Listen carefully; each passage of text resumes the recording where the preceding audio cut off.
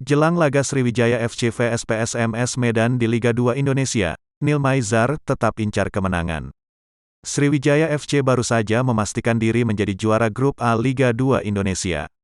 Hal tersebut tak lepas usai Sriwijaya FC berhasil mengalahkan KS Tiganaga dengan skor 1-2. Meski sudah memastikan diri menjadi juara grup, Sriwijaya FC tetap bakal menjalani pertandingan terakhir kala berhadapan dengan PSMS Medan. Babak penyisihan bakal ditutup laga pamungkas dua tim terbaik grup A Liga 2 antara Sriwijaya FC vs PSMS Medan di Stadion Kaharudin Nasution, Pekanbaru, Selasa, tanggal 30 November tahun 2021, pukul 18.15.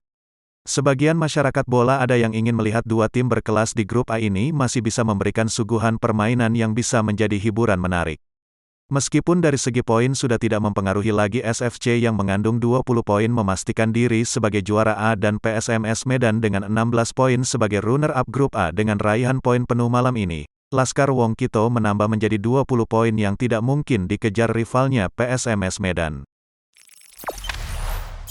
Jangan lupa subscribe, share, komen, dan like ya!